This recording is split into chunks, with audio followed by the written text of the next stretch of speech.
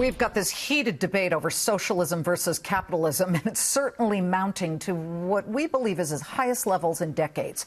We begin with a self-described hardcore capitalist, billionaire investor Mark Cuban. Obviously, I'm a hardcore capitalist and have been my entire life, a big proponent of business. And my honest answer to that is I don't think people truly understand what socialism is when they talk about socialism. But yet, you understand, or do you, why this is suddenly being generated as a topic of conversation? We have the largest wealth gap of most developed nations. Without so, question. of course, it wouldn't surprise you that people are starting to drop that trigger word that you talked about. Yeah, and, you know, the question is, how do you solve income inequality? You know, the country, the Constitution, I don't think anybody truly believes switching to socialism is going to bridge that gap. But I do think it's a conversation that we need to have because income inequality leads to social disruption, and the biggest risk to this country, and the biggest risk to all businesses is violence. And that's what we want to solve. The question is, how do we do it? You know that we're headed down the wrong road as you see it. Yes. And you feel you can interrupt that. I can interrupt it.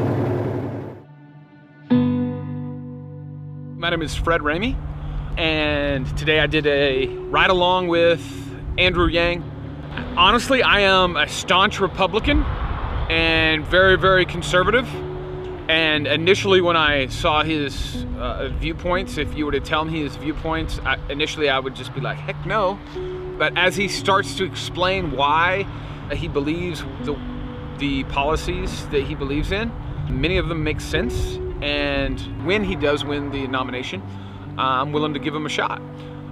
So he seems very, very genuine. He seems very, very trustworthy as a person. And he's concerned with people first. And one of the things I really like about his overall personality as a person is he seeks to understand first and seeks to be understood second. We live in a society today of tribalism, red versus blue, nobody can get along. And one of the things that really opened my eyes, and I was able to hear him, he says, well, it's not about left or right, but forward. Yeah, look, there's different ways to do things. And as a capitalist who's always leaned libertarian, historically, I've been against big government programs, but I think what's changing now is we're becoming so much more technologically advanced that we have to go from the old days of government programs being 10,000 bureaucrats coming to a compromise that doesn't work, to really starting to understand government as a service and introducing programs that leverage data. You add a little data, a little compassionate capitalism, because that's where the money's going to come from, and I think we can find solutions. So universal basic income, this is what this is all about. Yes, Jamie? yeah, that's what my campaign for president is all about. Hi, my question is, it sounds a lot like socialism. So I was asked that on Fox last week, and I said, this is capitalism where income doesn't start at zero. And having money is actually good for business, good for the consumer economy, good for markets. It helps us all participate in markets, and I'm a CEO and business person. I love capitalism. You've got Joseph Stiglitz, the Pulitzer Prize-winning author, coming out and talking about progressive capitalism, which maybe it's a hybrid between socialism and capitalism. Do you understand what he's talking about? So we have to start facing facts, and the entire socialism-capitalism dichotomy, again, is out of date and is breaking down. We have to try and take the best of both worlds and build an economy that centers around how people are doing.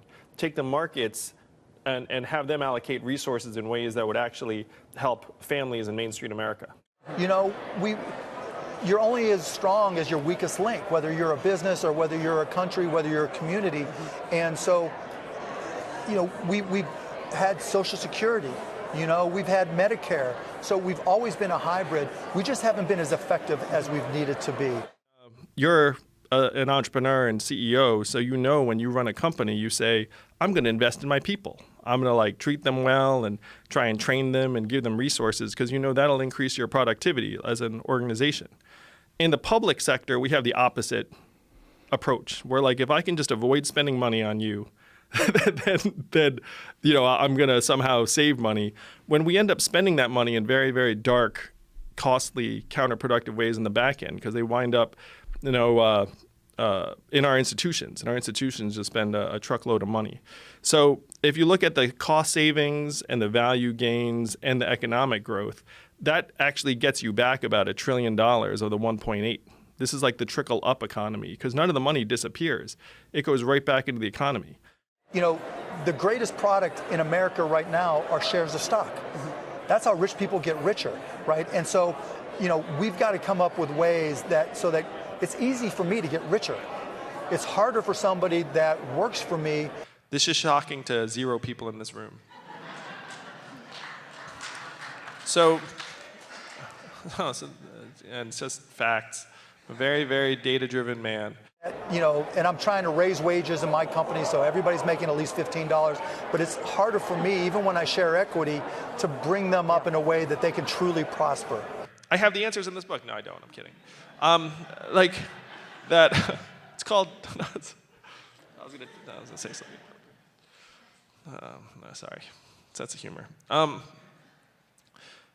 So the way we get there is we put this money into people's hands. Earlier this month, I spoke with Warren Buffett in Omaha, Nebraska, and during his shareholder meeting, he looked at the audience and said, "I'm a card-carrying capitalist." Amen. Yeah. I had lunch with Warren this week, actually. We went to Dairy Queen, and he got his cherry Cokes, I got my Blizzard. And yes, I'm a card-carrying capitalist too, but Warren will be the first to tell you that he loves an earned income tax credit, right? Yes. So he wants to bring the bottom up because the instability at the bottom, and they're the greatest consumers. The people that make the least amount of money spend the greatest percentage of their income. And so I think it's incumbent upon capitalists like me to pay attention. Look, in any business, you have to look at the short term and the long term, right? And as someone who's wealthy, as someone who's looking to benefit the company, every capitalist has got to do the same thing. We've got to say, look, if we at the top make a little bit less and we help those at the bottom more, capitalism gets stronger. And it's not socialism, it's stronger and smarter and better capitalism. So I have some friends in Silicon Valley, and when I go to them and I say, "Hey guys, are you automating away the jobs?" They're like, yeah, I am, or we are. They don't say that in public. Let's say if you're like talking to them. And then you say, "How do you feel about that?" And almost all of them will say, "Not good. Like, I don't like the fact that my work is making other people's work less relevant." And then you ask them the big question, is like, are you willing to take a haircut and make a sacrifice in order to keep your country strong and whole? And then about half of them say yes. And then half of them say no. So it is not like a clean issue where this is not somehow us against them. My friends in Silicon Valley are generally just people doing their own jobs, but they are Americans, they're parents, they're patriots, and some of them are on board with a plan that helps keep their greater country strong and whole, as opposed to trying to maximize every last dollar. And one of the things I say is, look, this is a better environment for progress and innovation if other people are excited about it. That it's not like Donald Trump is like a good sign for progress and innovation. That we need to get Americans excited about some sort of shared and collective progress again. So what will the resistance be? What will the arguments be against the UBI? Is it anti-American, the UBI? Well, again, a majority of Democrats now support it, and nearly a majority of independents and conservatives. It's like something like 40-something%. And so people are waking up to the fact that we need to think bigger about how to build a trickle-up economy that works for people again. I think the biggest barrier is really the sense of possibility, because most Americans cannot think big enough to think like that as a citizen, I'm entitled to a $1,000 dividend, or that as a society, we are easily wealthy enough to afford a $1,000 dividend for every adult. Most every American and most every human has a built-in mindset of scarcity, because that's the way we're programmed. And so if you go around saying something like, hey, $1,000 dividend, like for a lot of people, it's just, it literally just seems impossible. So one of the neuroscientists said to me, the enemy of universal basic income is the human mind. And so that, in many ways, is what we have to overcome. But what I'm happy to say is that people are waking up to the possibility of relative abundance every day. And I think it's incumbent on us. Look, that's what capitalism is all about. The people who have busted their ass and worked their way to the top came up with better ideas, and that's how they became rich. That's how they became successful.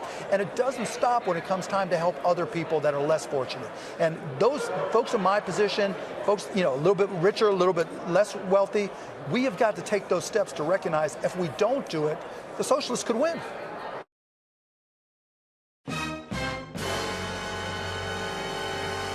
What's the twist that might make this problem go away? Yes, and I will say that I think you all, if you're here, you're thinking in these same terms. You're looking up and you're seeing that there's something twisted and messed up and imperfect about various processes, certainly campaign finance. And it's very tempting to then demonize people on the other end of it. And sometimes, they're doing really unsavory things. But what we have to do is we have to focus on fixing the system that is distorting and dehumanizing various people, turning them into economic actors very, very often. That is the mission that we all must be on. And I'm going to say right now, that mission will succeed or fail based upon the people here in New Hampshire. That you all have this almost sacred trust to try and safeguard the rest of the country from this broken down system that is on the verge of pushing us off this precipice, but after which there will be no coming back. And you can all feel it. Like, we're all heading in that direction. That's why I'm running for president. I'm not running for president because I fantasized about ever being president. I'm running for president because I'm an American and I'm a parent, and I can see the country we will leave to our children, and it is not something that I'm willing to accept. I'll give you the perfect example, jobs. Okay. Right? There's, from the most basic common sense perspective, how could it ever possibly be wrong for the President of the United States to sit down with the CEO of any company, particularly an industrial company, right, and convince them to build a factory and to hire people in that factory? And on a micromanaged basis, it's impossible to see anything wrong. On a macro basis, when you ask yourself what actually is going to happen in that factory, what technologies are they going to use, what is that going to gear them towards? You may remember right after the election, Trump, with the aid of a massive tax break, convinced the CEO of Carrier's parent company, Greg Hayes, not to move one of their factories to Mexico. He made a big deal out of saving those jobs, and he was excited about what was coming next. They're going to spend so much money on renovating this plant. And I said, Greg, say that number. He said 16 million. Well, the minimum number is 16. It's going to be, in my opinion, a lot more than that. But here's the thing about that $16 million. It wasn't actually good news for the workers, as Greg Hayes made clear just a few days later. We're going to make a $16 million investment in that factory in Indianapolis to automate, to drive the cost down so that we can continue to be competitive. What that ultimately means is there will be fewer jobs. Oh, great work, Mr. President. So basically, Carrier workers are still going to lose their jobs. It's just the government now helped, for some reason, pay for the robots that will replace them. Unless you understand how the nature of work is changing and how this acceleration of technological change is changing away from manufacturing towards the jobs. And not just manufacturing, right? How we process information, how we automate automation. The point being that I'd be willing to bet every single one of these companies that are building these factories, those factories, and they still should do them, right? And I think indirectly he's benefiting those companies on a macro basis, but from the macro basis for the whole country, benefiting those companies, but on the macro basis for the whole country, every one of those companies that are going to be building new factories, their net employment is going to be lower once those factories are built than he even anticipates. The new factories will have robots where they had humans in the past. And they're just pushing them towards further automation, right? And further use of deep learning, machine learning, et cetera, right? It's inevitable. He couldn't stop it. But the problem I'm having with it is he doesn't understand the macro issues. He thinks he's creating more jobs when in essence that's not happening. And so where we're going to be as a country is that we're going to have a lot of displaced workers. The nature of work is changing. And it's not just going to be factory workers who are displaced. If you've heard anything about me and my campaign, you've heard that someone is running for president who wants to give every American $1,000 a month. I know this may sound like a gimmick, but this is a deeply American idea, from Thomas Paine to Martin Luther King to today. Why do we need to do it? We already automated away millions of manufacturing jobs, and chances are your job could be next. If you don't believe me, just ask an auto worker here in Detroit. How do we pay for it? Raise your hand in the crowd if you've seen stores closing where you live. It is not just you. Amazon is closing 30% of America's stores and malls and paying zero in taxes while doing it. We need to do the opposite of much of what we're doing right now, and the opposite of Donald Trump is an Asian man who likes math. So let me share the math. $1,000 a month for every adult would be $461 million every month right here in Detroit alone. The automation of our jobs is the central challenge facing us today. It is why Donald Trump is our president, and any politician not addressing it is failing the American people. The amount of change we're going to see over the next 5 years, 10 years, will dwarf everything that's happened over the last 30. Now we're introducing artificial intelligence, machine learning, deep learning, neural networks, et cetera. So, and what that enables is the automation of automation, right? And so the people who were writing software, particularly at the lower end, unless you're doing these advanced things, they're gone, right? The people that would because the software's writing itself. It's doing itself, right? It's just math. Right? All the people doing basketball analytics and saying, okay, we're going to, this is what you do in this situation. Well, you can't anticipate, you can't look at every possible iteration. People can't do that. There aren't enough people, there's not enough time. Machine learning can look at every possible and consider every possible situation. So the notion is it looks at the statistics of the shots, looks at where the players were, looks at what happened in the last three games, and can play chess against it and see the reaction. A programmer back in the day, so when I was writing code, it was the algorithms were if this, then that. Right. X or whatever it may be. Right. But you had to guess. Right. You had to use your best instance. And then it got smarter and smarter and smarter, and libraries to do bigger and better things. All that is being automated. And so now you have to know how to use that stuff. So either software works for you or you work for software, and once the software takes over, you're gone. Right? So unless you understand that, you don't understand that the nature of work is changing, the nature of employment is going to change. Now, unfortunately, the way that the market is evolving is that more and more of us are going to struggle to outcompete software, artificial intelligence, and robots more and more, where robots are going to be able to drive a car and a truck better than us very, very soon. AI can already outperform the smartest doctors at identifying tumors on a radiology film. AI can already surpass experienced corporate attorneys at editing documents and contracts. Right now, we're trapped in this mindset where we all have to find value based upon the market's estimation of what we can do. But the market's going to turn on more and more of us very, very quickly, and it has nothing to do with our merit. That radiologists went to school for a long time, but they just can't see shades of gray that the AI can. And the AI can reference millions of films, whereas the radiologist can only reference thousands. And so we have to start evolving the way we think of ourselves and our value in the society. If we rely upon the market, we're going to follow the market off a cliff. And we can already see that the market does not value many of the things that are core to human existence, like caring, nurturing, and parenting and caregiving. And I use my wife as an example. My wife is at home with our two boys, one of whom is autistic, and the market values her contribution at zero, whereas we all know that's nonsense and that her work is incredibly valuable and difficult. It's not just the caring and nurturing roles, it's also arts, creativity, journalism, increasingly volunteering in the community. All of these things are getting valued at zero or near zero and declining.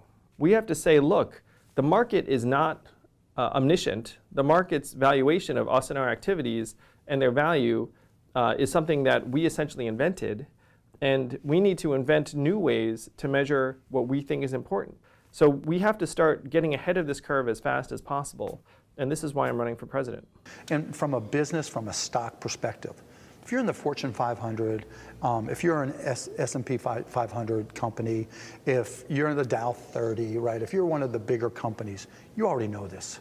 And in talking to a lot of these big companies, they know their workforce is, and given the supply and demand of stocks, the supply is shrinking, and the demand is going up just as the economy grows. That's probably good news for stocks over the long term, but it's bad news for employment, and it's bad news for people who are disrupted. Well, and that's part of the thing, right? Is that there's a time when GM was the largest employer, and the companies like GM was what employment looked like.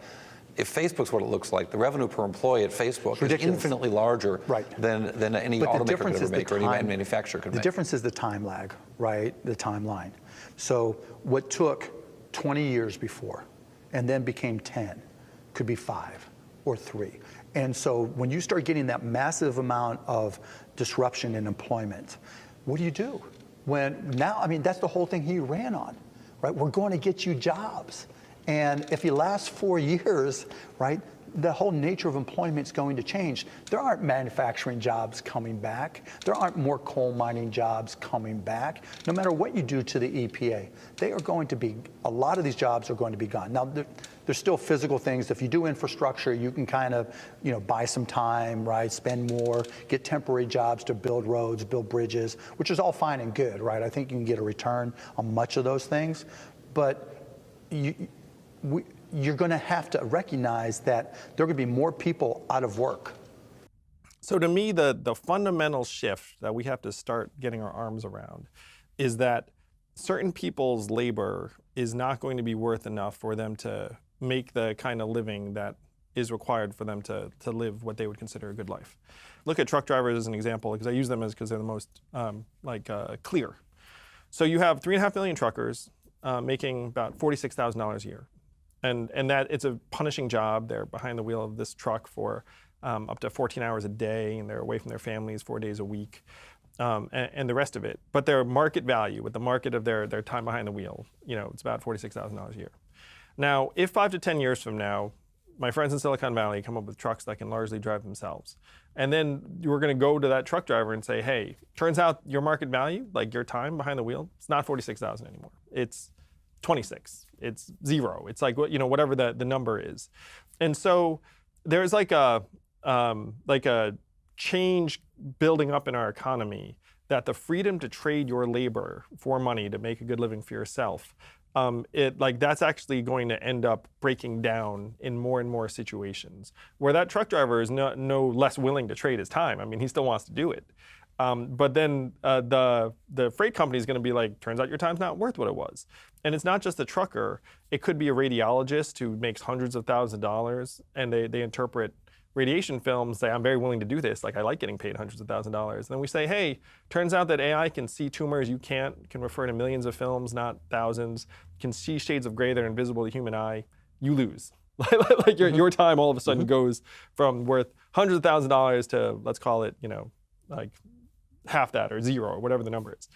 And so I think that it worked for a long time when the average American could show up and say, if I'm willing to work hard and I've got a strong back, I can make a decent living for myself and my family. Like it was in the 70s, where if I showed up even to a manufacturing plant, I may be able to provide a middle-class life for myself and my family. But then if that stops working, then we need to start thinking differently about how the labor market functions. Through this innovation. Yeah. So essentially what you made the case for is education and job training for grown-ups. No. No? No, I think that won't matter, right? What are you going to go back and learn to do? What it takes, right? I mean, whether it's finance, whether it's software programming. Finance, that's the easiest thing. You just take the data and have it spit out whatever you need. Retrain, reskill, higher productivity work, economy grows, all is well, right? You remember that from macroeconomics, that you got to be in, and then forgot? That's fine. I got an A. So that is what the macroeconomics textbook says. And then it turns out in real life, when you go look at the numbers of what happened to manufacturing workers in Michigan or Indiana, 40 to 44% of them left the workforce and were never heard from again. Now, how did they survive? About half of that group filed for disability. There are now more Americans on disability than work in construction. 20% of working age adults in some parts of the country. And if you go to these communities, you can see it. There are just a lot of people on disability. Now, are they genuinely disabled? Yeah, a lot of them had genuine injuries, because if you're working in a manufacturing plant for 12 years, you probably have something messed up. But would they prefer to be working? In most cases, yeah. And so what happened to the manufacturing workers is almost certain to happen to the truckers. You know, it's like there is going to be no magical realignment. You're not going to take 500,000 middle-aged men and turn them into coders or whatever ridiculous fantasy someone is peddling. And the other aspect of it too is that it's like, why on earth do you think you're supposed to try and turn a truck driver into a software engineer? Like, reflect on that for a moment. And the reason is that we define ourselves by economic value at this point. It's like, if you don't have any economic value, then we have to turn you into something that does, even if it makes no sense in the world to think that we can do it. And when I went to Washington, D.C. with a set of issues, so you know, I'm a pretty cool guy, so like I went to D.C. and was like meeting with various legislators and policymakers, because I was an Obama appointee, I was an honorary ambassador of entrepreneurship. I have some stories to tell, but what can I tell? I'll tell a stupid story just because I found it funny. So I'm in the White House with Daniel Lubetzky, the CEO of Kind bars, you know, little snacks. And someone's like, I'm hungry. And then I kid you not, he like opens his jacket like this, like he's Batman. And he has like Kind bars like all over. Like he must have had a custom jacket made with like 8 extra pockets. So he's like, whoo, whoo, whoo. And they're flavors you've never seen or heard of and never seen or heard of again. It wasn't like, here's like an almond apricot. No, it was like some weird flavors. Anyway, so, and then I was the only person who brought my wife. I was like, how did the rest of you stay married? Like, it was just weird. Everyone's like, here's my comms person. I was like, here's my wife. Like, what are you guys doing? Anyway, so I'm a cool guy. So I'm meeting with various legislators in D.C. being like, guys, what are we going to do? We're in the 3rd inning of the greatest economic and technological transformation in the history of the country. What is the plan? And what do you think they said to me when I said, what is the plan? There's no plan. They looked at me like I was speaking another language. The responses I got were, we can't talk about that. We should study that.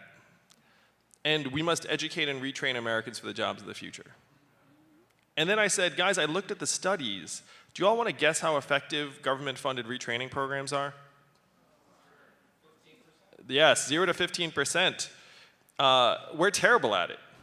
And so then when I said, we're terrible at that, then the legislator would be like, well, I guess we're going to get better at it then.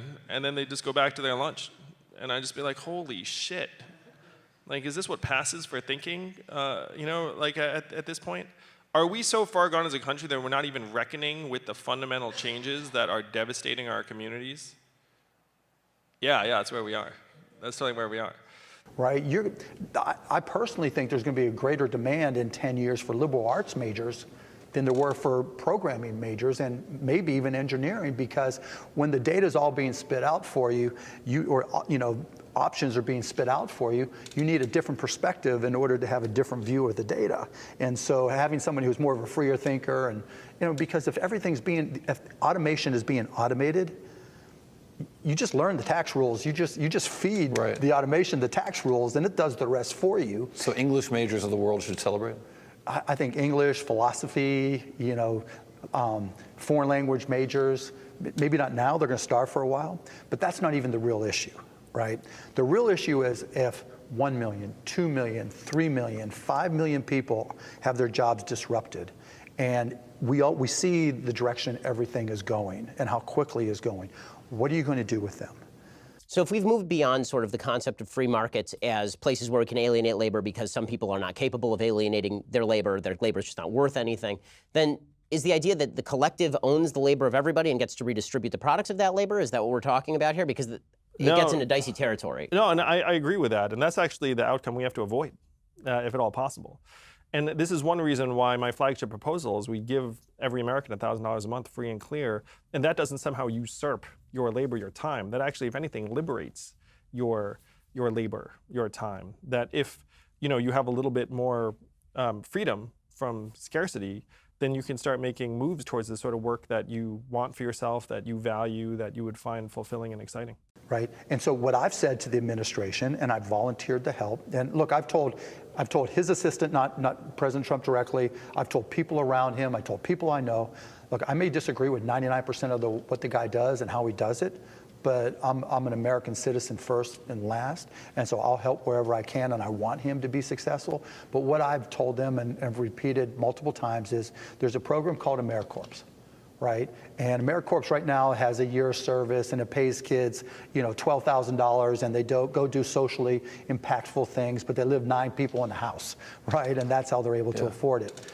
That's not going to cut it anymore. Those same programs, instead of having a $1.2 billion budget, needs to be a $15 or $20 billion budget, and that amount needs to be $30,000 a year. And that displaced worker in Beattyville, Kentucky, can go around teaching kids to read as part of the AmeriCorps program, and there can be 20 in Beattyville. There can be 1 million in New York City, or New York State, whatever it may be, and that's what they're doing, right? They're going out and having a social impact. It's almost like the Tennessee Valley Authority, where there was make work and building WPA programs. Yeah. Because AmeriCorps was closely modeled on Peace Corps, right? Same idea, but for domestic, right. But having people come in and have a social impact and making it a real job, like you said, the WPA, the Tennessee Valley Authority, right? That's what we're going to need. And he doesn't see that.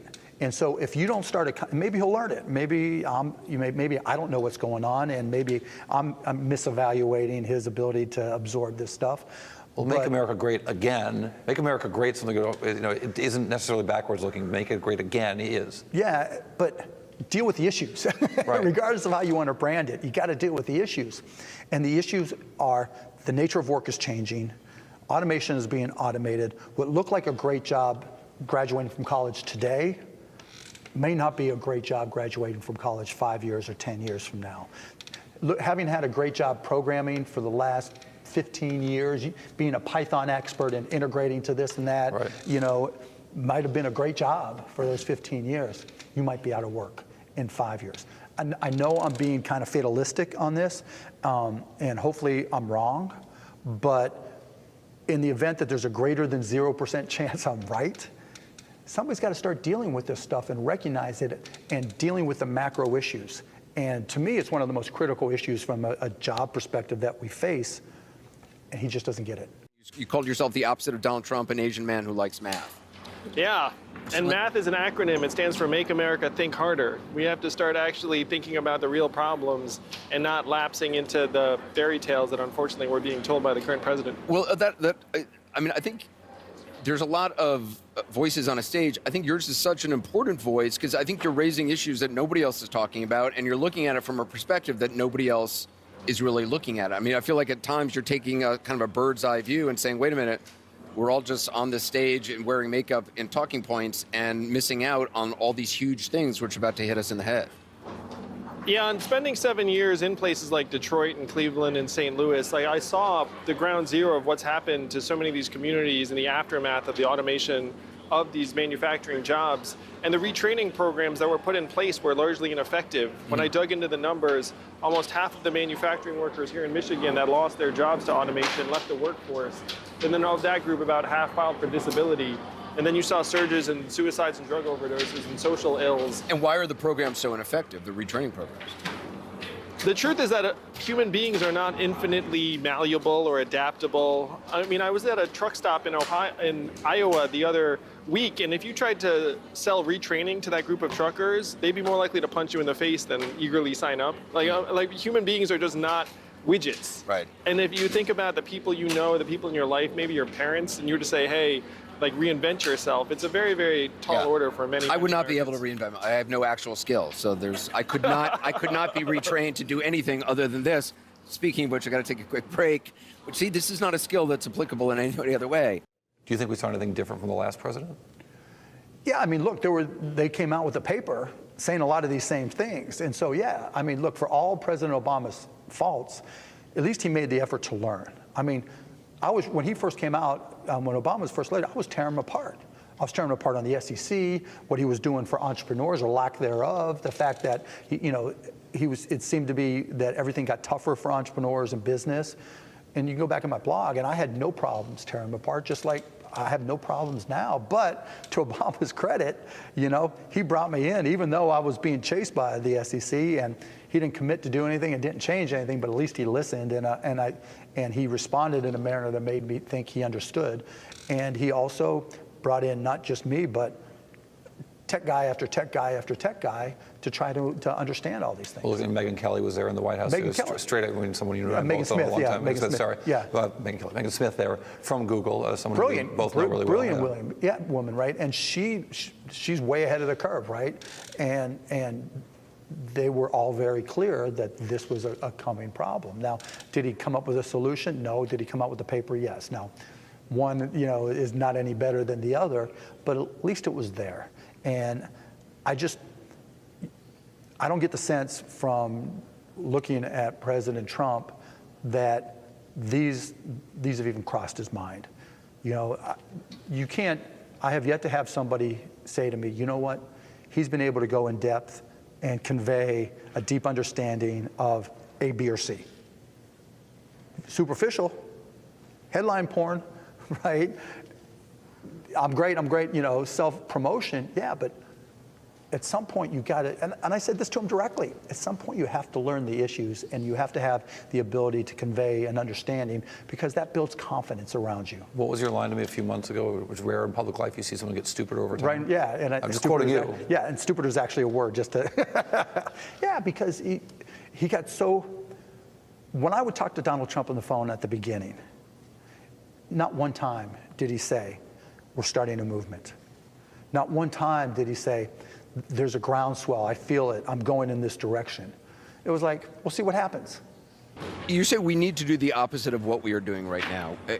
In what way? What do you mean? So Donald Trump came and said, look, there are all these problems in our communities, and so what we need to do is we need to turn the clock back, we need to bring the old jobs back, we need to build a wall, and I'm saying we need to do the opposite of all of these things. We need to turn the clock forward, we need to evolve in the way we see work and value in our society, and we need to stop trying to bring the old jobs back. We have to start putting more value into Americans' hands so that we can start creating the jobs of the future. I thought it was so interesting. You said, and I want to make sure I don't get it wrong, about changing the measurements of the 21st century economy. What you were talking about, sort of how do we treat our kids, what family members who are working inside the home, the value that we place on that, what would that do? I mean, what would be the purpose of that, other than it makes sense and it's, rational as a human being, as an economic thing, why is that important? It's crucial. Even the person who invented GDP 100 years ago, Simon Kuznets, said three things. He said, one, there's a terrible measurement for national well-being and we should never use it as that. He also said we should include parenthood and motherhood because they're so important. And the third thing he said was that we shouldn't include military defense spending in the calculation because it adds no economic value. So of course we've ignored all three of those things and now we're writing GDP off a cliff. GDP's at record highs while our life expectancy is going down. And so if you see that this divergence is happening, then you have to line up your measurements so that it actually reflects how we are doing. Well, you're almost, like in Bhutan, they have a national happiness index. Is that what you're kind of talking about? So the goal is to build a scorecard, what I call the American scorecard, and GDP is still one element of it, but you also have our health and life expectancy, our mental health and freedom from substance abuse, our environmental quality, childhood success measurements, and then if someone decides to, let's say, step away from the workforce and nurture their child, that's not an economic sacrifice, that's actually an investment in our future. The same thing if there's a teacher who's doing great work in the classroom, instead of them saying you're a cost, say actually the value they're creating is massive because they might help 30 kids that year develop and become stronger. So if you change your measurements, you actually can reorganize our economy. And we have to do that because artificial intelligence coming that's going to be very, very tough to compete with on the numbers. I was just talking to the Gateses, and one of the things they stress is that the best investment you can possibly make is investing in children and their education, and just dollar for dollar, it is the best investment anybody can make. Yeah, and this is something I didn't get to say on the debate stage, but 2/3 of our kids' academic performance is determined by outside of school factors. So that's parental time with the child at home, that's stress levels in the house, that's the type of neighborhood. And educators know this. Educators know that they can control about 1/3 of kids' academic performance and 2/3 is determined outside of school. So if we want to get serious about giving our kids a chance to learn, we would put resources directly into the families' hands and into the homes to decrease the stress stress levels, get the number of words read to the kid when they're young up, and that would give our kids an actual chance to learn and our teachers an actual chance to educate. Is that why you're talking about giving $1,000? And explain why giving cash to every American. Because if you look at it, we spend by international standards a pretty good amount of money in our schools, and yet we don't see the performance improvements that we want to see. And the reason for that is that we're channeling resources into something that controls 35% of the kids' educational outcomes, and then we're ignoring the 65%, which is, again, parental time, number of words read to the child. Like, you have to get resources into the family to actually change the kids' outcomes in a meaningful way in many, many cases. So, but I think all you're saying is really interesting. If you are president, what does that actually look like? I mean, what then are you actually going to do? Yeah. All right, so here we go. The great thing is it's going to be very straightforward for me to go down the street to the Bureau of Economic Analysis and say, hey, GDP, very old and archaic, hasn't been updated in decades, so we're going to update it to the American scorecard that includes these other measurements that are incredibly important to us, make a lot of sense to the American people, put more money in the hands of families. But if there's this American scorecard where how you treat your kids and what time you spend with your kids and the educational outcomes of them, how does that impact anybody's life? Behavior in life. As a society writ large. Well, so the first thing is at the State of the Union every year, I would actually report on how we're doing by the real measurements. I'd be the first president to use a PowerPoint deck and say, look, here are the actual measurements for how our kids are doing, how our environment is developing, how our mental health is, and then you can actually invest and try and make resources. The trick, Anderson, is to try to tie corporate incentives to these measurements. So that right now, if you're a big company and you decide to do something positive in the community, it's just PR, and then you say, look at this great stuff I did. But if you can then demonstrate, it's like, hey, I made these kids demonstrably stronger, then they can actually get a tax credit for that, they can get economic credit for that. That's the only way we're going to align the incentives to our own well-being. Because again, right now, GDP and capital efficiency are heading in one direction, and our health and well-being are heading in another. I feel like I understand only about a quarter of what you're saying, but I find that quarter incredibly interesting. Oh, good. Yeah, so I'm just acknowledging my own stupidity and your intelligence. I know others have a question as well. No, well, I'm interested in the automation issue because I think there are huge things going on, and you've said so, that really almost don't get discussed in this debate. We're discussing an economy that's vanished, and we heard a lot of discussion about trade tonight. How much is employment at risk to trade policies as compared to with automation and the threats that automation poses to jobs that exist today? When I ran the numbers here in Michigan and in the industrial Midwest, about 80% of the job loss was due to automation and machines, and 20% was due to trade and globalization. So automation is the bigger threat. And some of the examples I use that Americans can understand, 30% of our stores and malls are closing, and it's the most common job in the economy to be a cashier or retail worker. The average retail cashier is a 39-year-old woman making between $9 and $10 an hour. So you don't think of that as an automation thing, in that it's not like a robot came into the store and started, taking orders. But if you go to the Amazon fulfillment center that is closing all these stores and malls, it's wall-to-wall machines and robots. Can I ask a question? So the automation issue, super important. It is coming. It's not slowing down.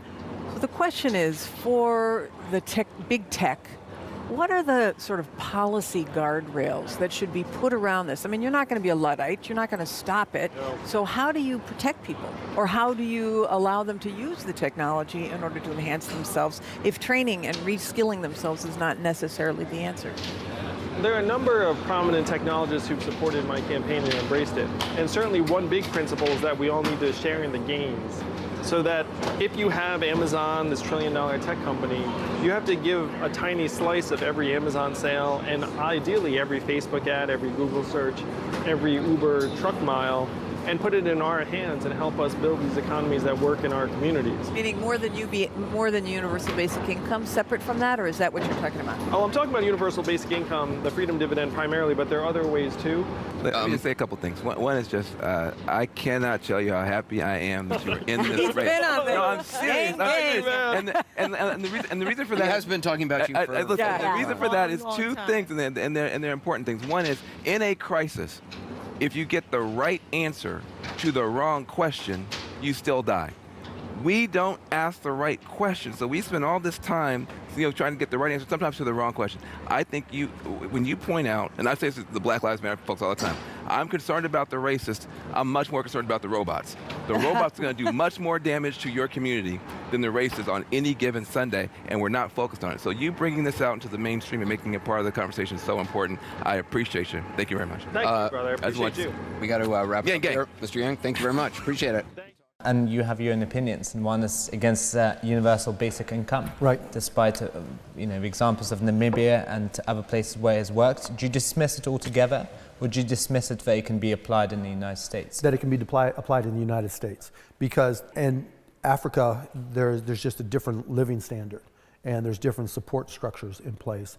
And any support structure is a step forward in a lot of cases. And I'm not here to say I'm an expert in UBI, Universal Basic Income. I'm still learning and going through the process. But I think in the United States, there's just a different set of incentives already in place. I think that there are better ways to support those in need and give them the resources they need to live their lives. The current programs, no one loves them, and they do have many unfortunate incentives attached to them, where if you do better, then you get less, and so many people are underreporting how they're doing, or constructing a world where they are maximizing their benefit. So 3 things. The first is that money does not somehow convey meaning. And the best it can do is maybe provide circumstances that help people find a path towards some work that they find fulfilling. The second thing is that I have a friend whose sister is on disability, and she's afraid to volunteer in her community because she's afraid she'd be noticed as able-bodied and thus lose her benefits.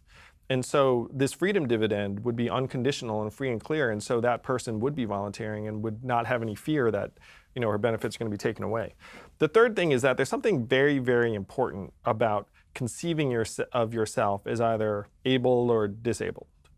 And so if you're literally getting a check for being disabled, your 2 ideas of yourself are, 1, I'm genuinely disabled, and most people do have some kind of genuine ailment, physical or mental, or 2, I'm defrauding our society and I'm actually totally fine. And I'm going to suggest that most people will fall into bucket number 1, that it's like a rare person who's just like, I'm 100% fine, and this disability check I'm getting is just me being completely fabricating some condition. And so if you invert that mentality and you say, hey, you are not disabled, you are fine, you are a citizen of the richest, most advanced country in the history of the world, and you're getting this cash and it's going to be yours no matter what because it's yours and you deserve it, then that would be more constructive in terms of pushing more people into things that they'd feel good about, that society would feel good about, than if we say, hey, there's something wrong with you and we're going to give you this cash in order to survive. I've always taken the approach that there's a lot of waste in government, but but the government doesn't accomplish enough. And so with a little bit more efficiency, rather than a universal basic income, those who already qualified for need, we can give them more money without all the strings attached. And I'd rather shrink government and take a greater percentage of the money going into government and just write them a check to those people in need, which is not UBI, but it serves the same purpose for those who are qualified. We're already spending hundreds of billions of dollars on 126 existing welfare programs, which would be largely consolidated. A lot of that would get replaced by this dividend because people would vastly prefer $1,000 in cash unconditional to the hodgepodge of benefits with administration and monitoring that they currently experience. So my plan, the freedom dividend, would be opt-in. But if you opt in, then you will forego benefits from the existing programs. And so if you are currently receiving more than $1,000 in benefits, then you would look at this and say, hey, I'm not going to do anything and my life is going to be as it is. If you decide to opt in for the freedom dividend, it might be very appealing because it's unconditional, there's no administration, no case manager, it's $1,000 cash, you can do whatever you want, then you forego your current enrollment. When you do it on a universal basis, if I just quit, should I get paid too? Well, the great thing is we can make this universal. It's a right of citizenship, and that means it's not a stigmatized transfer from rich to poor. You know what's fantastic is I really haven't gotten this objection that much around the country. And because Americans know that we like to work, and that if you gave people $1,000 a month, people would probably work as much or more. And the numbers bear that out. There are 2 groups of people that work less if you give them $1,000 a month. And those 2 groups are new mothers who spend more time with their children and teenagers who spend more time in high school and graduate at higher levels. And I don't think we're mad at either of those. Everyone else works as much or more, and if you have $1,000 a month, it would end up circulating in our economy and creating more work in our communities. Am I going to be happy paying 70% of my income because that's what it's going to take to provide UBI at a reasonable level that people can actually live off of? No. I mean, you saw that here in the UK where, when taxes got to 90%, people, moved to the United States or moved elsewhere, or moved to the Cayman Islands. And so, you don't want it to be a disincentive. To me, the focus on income taxes is not the right way to go. And I'm going to use Jeff Bezos as an example. So Jeff started Amazon. He has over $100 billion in Amazon stock. Hasn't sold any. Right. And so there's no taxable event. So a wealth tax. No, so I think a wealth tax, too, is not the right way to go. What we have to do is we have to join every other advanced economy in the world and have a value-added tax, because a value-added tax is much, much harder for big multinational companies to wriggle out of and game their way out of. And again, I'll qualify by all that by saying it's a relatively new topic for me, but my initial inclination is not to be for UBI. So you're what I call UBI curious. And I seem to be something of a resource for people who are UBI curious. But you do recognize that society in the United States will face a great problem for unemployment through automation and everything else. Look, I'm trying to get way ahead of it. Look, the one set of conversations I've had with the Trump administration is about the impact of automation, AI, deep learning, machine learning. The whole nature of work is going to change dramatically, and I've tried to be as far out front as I can explaining that to them.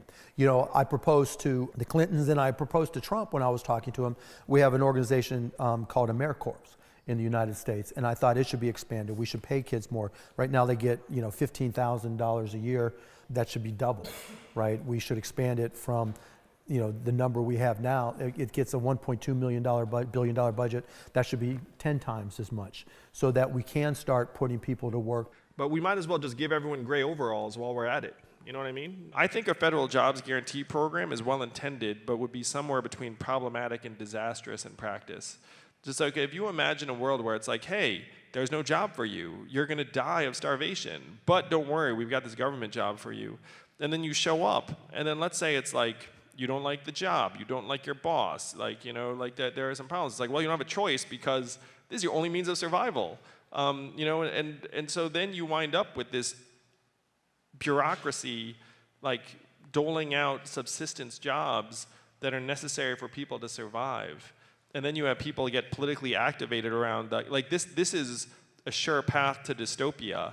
And unfortunately, that seems to be the direction we're trending. So I love the spirit of a federal jobs guarantee. If we could all magically have jobs that worked out and that we liked and that helped make the earth more sustainable, that would be great. But in practice, that stuff is going to be very, very difficult and expensive and cumbersome and give rise to a whole new army of bureaucrats who measure our performance. So yeah, the nature of work's going to change. There's going to be significant disruption. How we deal with those people that are disrupted in their livelihood, you can't just retrain them, because we're not going to know what to retrain them for. And so there is going to be a need for social support. There is going to be a need for financial support. But I don't think it's UBI, because people just quit their jobs and say, pay me. At one point in your book, for example, you specifically criticize this exact bifurcation. You basically say that there are two completely oppositional ideas, page 182, two completely oppositional ideas that many people seem to hold simultaneously. First, work is vital and the core of human experience. Second, no one will want to work if they don't have to. Well, I assume that you believe work is vital. I mean, you talk a lot about it in the book, and you're opposing that to the idea that people won't work if they don't have to, but you're acknowledging a lot of people aren't going to work. Right? I mean, your basic government proposals involve a lot of paying people, whether they're working or not, obviously.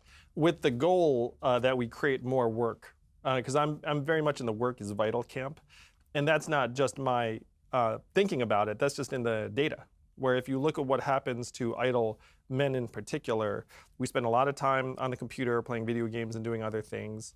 We volunteer less than employed men, even though we have more time. Our drinking and substance abuse tends to go up. And over time, there are some antisocial patterns that develop in idle men to a higher degree than women.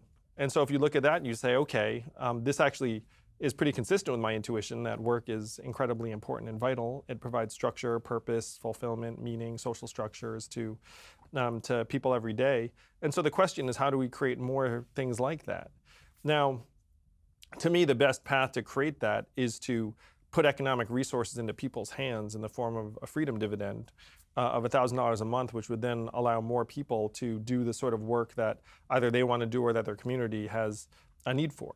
And the goal is to create jobs, and putting $1,000 a month into people's hands would create at least 2 million new jobs, just because the buying power would just go right back into local businesses and communities. Now, all that being said, I do think our definition, our notion of work should evolve. And so to me, we should broaden the definitions of work to include being a parent or caregiver, but also arts, creativity, entrepreneurship, journalism, things that we know people, coaching, volunteering, civic engagement, things that we know people want to do more of, but that right now society will systematically either undervalue or not have any monetary value. I'm a libertarian at heart. I'm a realist first, and I've kind of evolved. I'm not a no government. I'm not a destroy government. I think there's a very valid need. We were talking a little earlier. I'm a big believer that as a country, whether it's UK or United States, there's a balance sheet, to use financial terms, where we take on certain obligations to our citizens. You know, healthcare, safety, service, a basic foundation so they can live, because it's always more expensive. Social unrest, civil unrest, violence is always more expensive than taxes, right? And so if we can make life a little easier for people, so that they can survive where it's difficult for them, and we can help them so they can contribute and reach their own goals, then I think we all benefit more. Where, like, if I can just avoid spending money on you, I'm gonna somehow save money. When we end up spending that money in very, very dark, costly, counterproductive ways in the back end, because they wind up in our institutions, and our institutions just spend a truckload of money. Once you get past the basics of providing foundational support for your citizens, then I'm all for a free market. You know, I've always said that it's after military service, the most patriotic thing you can do is pay taxes, because everybody, you know, I'm not as successful as I am without first, you know, being able to live in a safe environment and having a country that functions. Sit down and talk to the people who didn't vote for me, and find out why and what the issues are and how I can connect to them. Because in order, you know, I think the only way for a country to thrive is to be as unified as possible, and for their government to show as much understanding and respect for different issues as possible. And the only way to do that is, it's easy to talk to the people who agree with you. The key, can you connect and find an understanding with the people who disagree with you? And so rather than going around and talking to the people that voted for me, I want to talk to the people who didn't vote for me and learn from them. And then I would start discussing an agenda. And if it were me, one of my first acts would be to go to the part of the country that voted for me the least and tell them I'm your president too. I have done the math. It's not left. It's not right. It's forward. And that is how we're going to beat Donald Trump in 2020. I thought you might join the Yang Gang for a second there. Mark, do something. And then Mark's like, I should not be making these decisions.